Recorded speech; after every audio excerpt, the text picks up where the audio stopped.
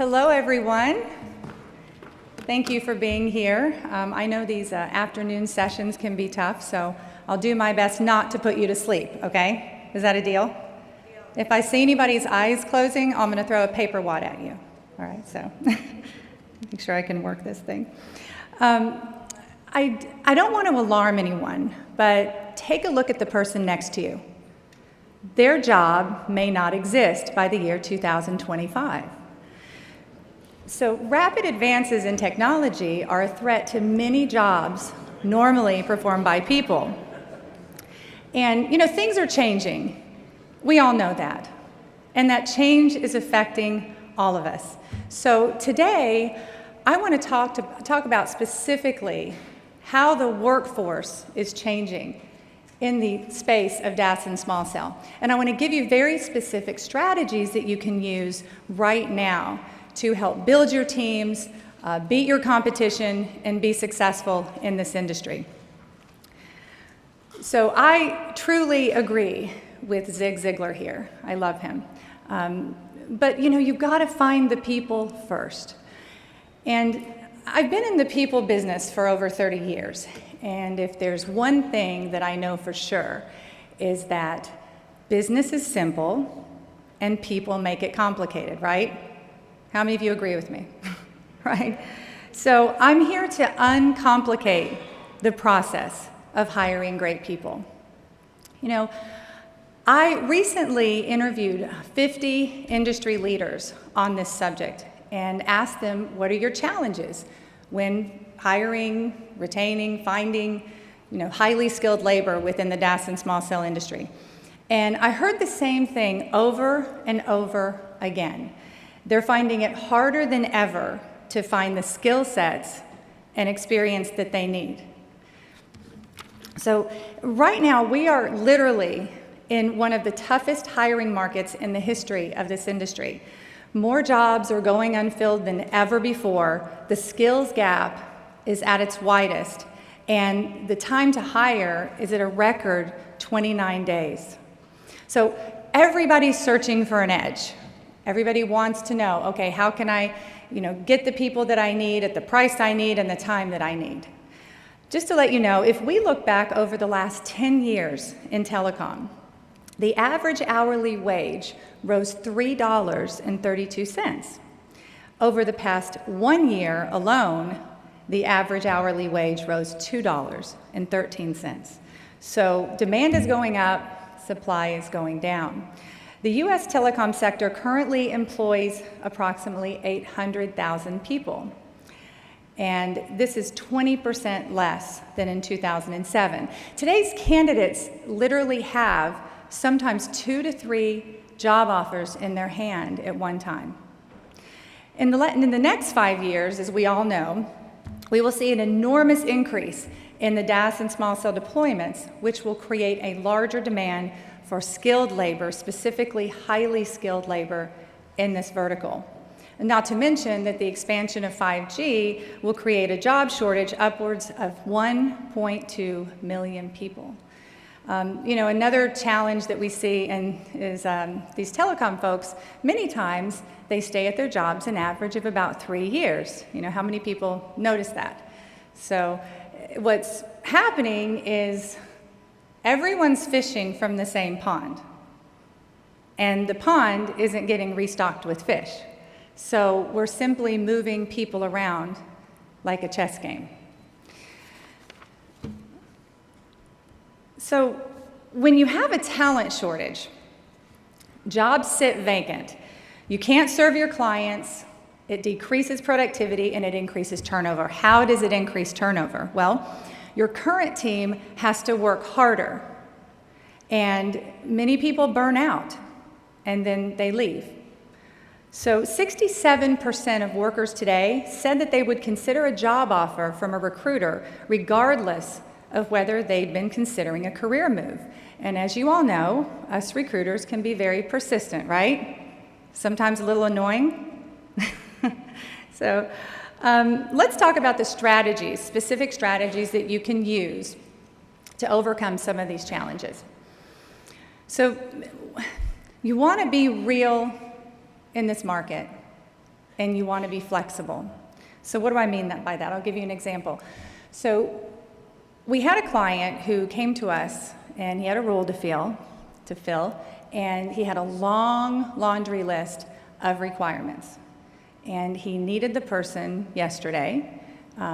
Sense of urgency was very, very high.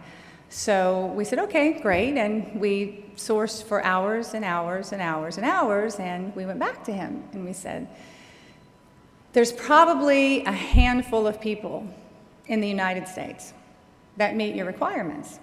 Can you be flexible on anything? Is there any area that you can possibly train? Maybe look for a transferable skill. And he said, absolutely not. I have to have these things in this person right now. Like, I'm desperate. So speed up the movie, and 3 months later, he was still looking for that person. He called me and he said, you know, Carrie, I've had two leaders on my team that threatened to leave. Like, they can't do it anymore. They're working nonstop. Haven't taken a vacation. They're completely stressed out, and they're working weekends. So, you know, had he made this turn earlier and been a little bit more flexible, then over that 3-month period, he could have had someone trained and sitting in that seat being productive. So it's important to look at, and I know we want what we want, and I know you need what you need, but in this market, you want to be a little bit flexible. So another strategy is to open up the candidate pool by considering a remote worker or potentially a semi-remote worker. Maybe this person doesn't have to be in the office every single day. Maybe they can be in the office once a week or a couple of times a month. This will open up the candidate pool considerably, and it will help you to find that person that you're looking for with the skills that you need. Don't overlook older workers. And I say this because by the year 2020, 50% of workers will be over 50. Now, we have clients that will say to us that they really prefer or they want to attract a younger worker to grow with the company, to be able to pick up on new technology faster, learn faster, and grow. But I mean, I don't know about you, but I'm going to be 50 this year, and I still feel pretty sharp. I mean, I don't know, every now and then I'll walk into a room and forget where I am or what I was doing there, but that's probably just a woman thing. So, you know, it's important to know that, you know, I read an article on the plane on the way over here that that the best time to start a startup, it's like a new trend now for startups, is age 50 and beyond.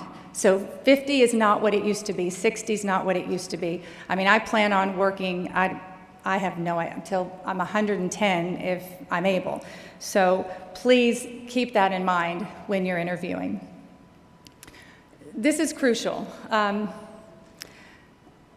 Transferable skills. This will be your secret to success within staffing in the next decade.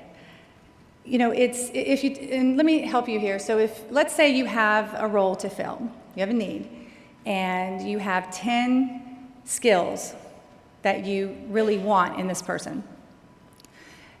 And then take your top 5, or let's say you have 3 to 5 deal breakers. I absolutely cannot live without these. This person has to have these 5.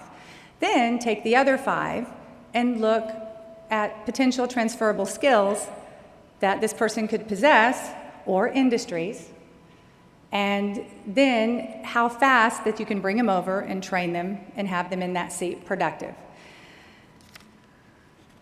You know, this area is very special to my heart, hiring veterans, because I was in the United States Marine Corps, and I'll tell you, the skills that I learned when I was in the military are a crucial part of my success today. So if you're looking for disciplined and technically skilled workers, definitely look at veterans. The federal government also offers some incentives if you hire veterans, and as you are probably all familiar with Warriors for Wireless, they will train them and get them ready for you, and now you have a trained, highly skilled worker. So please keep that in mind as well. Definitely don't overlook your current employees. In today's market, your employees know that their skills are valued elsewhere. They know that they can get what they deserve. In fact, right now, your employees may be getting called by 10 recruiters with new opportunities. So don't wait until they have a counteroffer in their hand to show them how much you value them. Let them know their value now, and then when someone calls them or they talk to a buddy, hey, I heard so-and-so's hiring, they're gonna say, absolutely not, I'm so happy where I am. So it's very important. Retention right now is crucial. We need to expand that 3-year average to 5 and 10. I was having dinner with a client the other night, and there was someone who had been with a carrier for 46 years.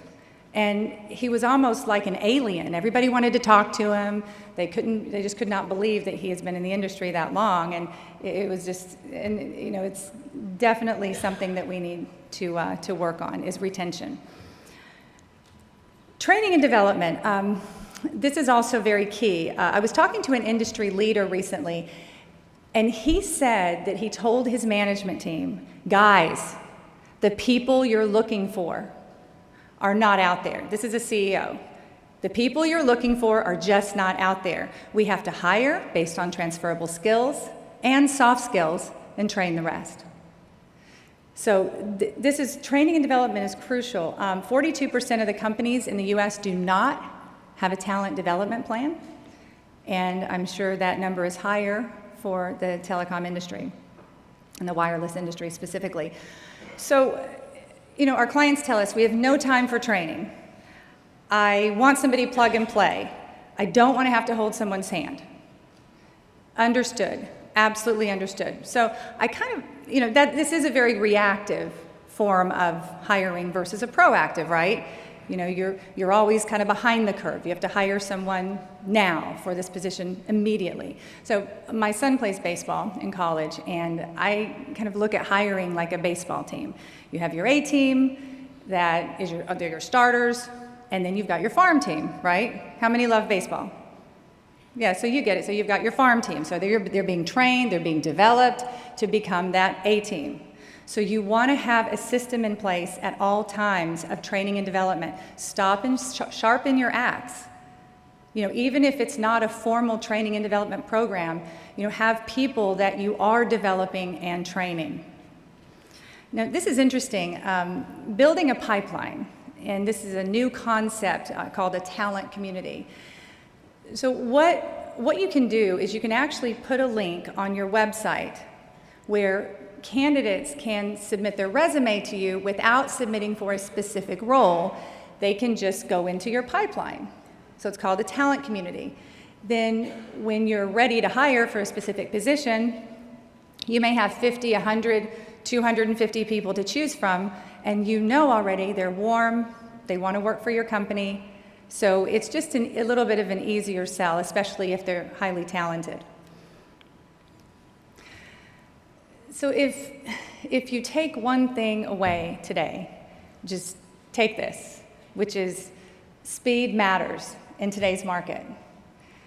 We were working with a client, again, recently that he had a role to fill, and we presented him with a great candidate, very strong. Said, great, I want to interview this person. And he said, I'm so busy right now. I'm just buried. We can interview him in a week and a half, or next Wednesday or something. So I said, okay, got it. In the meantime, looking on the candidate side, this particular candidate was passive, which means he's working, and he's got it in his head that, hey, I may be interested in other opportunities. This sounds like a good idea. He's thinking about it. So while that week and a half goes by, he's talking to his family, to his wife, about, what would it be? Maybe I should move. Maybe it's time. He's calling colleagues and friends in the industry saying, just just between you and me, if you hear anything or if you know of it, so that's what's happening during that week and a half right now in this market. So what happened in this instance is our client interviewed the candidate and liked him, so we want to go for a second interview. Again, it was about another week before he could schedule the second interview. And during that time, this person had received another call from someone else and had another interview. And by the time our client was ready to present an offer, that person had received an offer and accepted from another company. So this kind of stuff is happening all the time. We're finding, like I said, candidates who have sometimes 2 to 3 offers in their hands at once. So it's very important to, I know many times you really can't, you don't have a lot of control over the hiring process, but you want to focus on what you do have control over, which is your communication. So you could reach out to that candidate and say, hey, I am so busy, I don't have a second to, I can't sit down and do an hour interview with you right now, but I'd like to talk to you for 5 or 6 minutes or 10 minutes just to say hello. That way the communication has started and that person feels like that they're in the process. Does that make sense? So it's crucial to start that process and to move with speed. If you like somebody, then move faster. Move as fast as you can, as you possibly can right now in the constraints of your companies and your programs. So you're really only as good as the people you hire. You want to make hiring. You want to make hiring a priority because it's getting harder and harder, and it's only going to get harder over the course of the next 5 years and 10 years. There's jobs that we're going to need in this industry that haven't even been thought of yet. So we obviously no one has the skill set for that. The jobs haven't even been created yet. So make it a priority. Make it a priority to train and develop people. You want to also implement new strategies. Look for ways that you can gain that edge. Talk to people, get ideas, share ideas with each other, mastermind. So also make it a goal this year to improve your hiring process. And you never know, the person next to you might be working for you in 2025. So thank you very much for your time.